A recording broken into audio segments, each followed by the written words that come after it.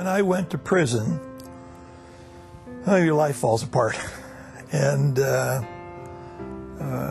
it's not just easy to become depressed and think poorly of yourself and get a paradigm that says not only are you in this deep, there is no way for you to get out of this. You don't have the strength, you don't have the character, nobody cares about you, you're just in it. And a friend of mine gave me a picture of Christ to take in. This whole program about getting a picture of Christ into every home, it will do for a home what it did for my little 8x8 prison cell.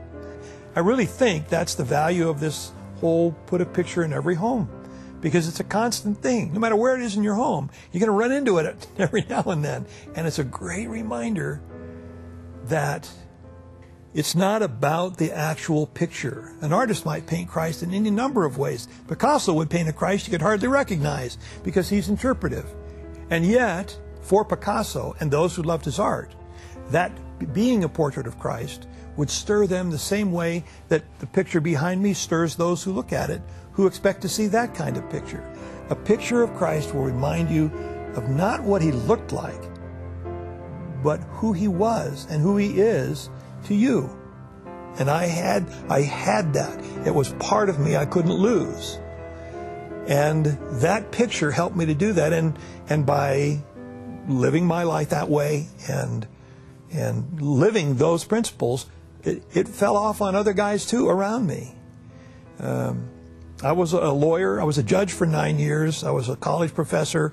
I had a lot of skills that would help those guys. And normally in prison, you trade those. But I had one rule for everybody. You get it for free. My reason was personal between me and the Lord. I owed him. And I was trying to make up for a lot of lost time. Christ loves you, knows who you are, is ready to help you, and you have the ability, no matter what's going on, you have the ability to get out of that with his help. And so regardless of your religious affiliation or the way in which you're used to seeing Christ, any picture should awaken that. And in the end, it's not our relationship with a church structure or a specific dogma that's critical. It is our personal relationship with Christ. And the picture can stand as a constant reminder of that and a draw in that direction.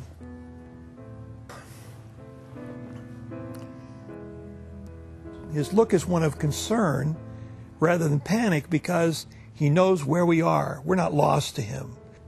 Rather than just tossing me away, his response was that he loved me, he forgave me, and that he had always been waiting for me to turn that corner. And finally, I came at last to where I should have gone at first, to find that forgiveness and that hope. And so my expression to him when I see him again will be profound gratitude that he did not give up on me. And I suppose the flip side of that coin is deep sorrow for having doubted him and not turned to him sooner.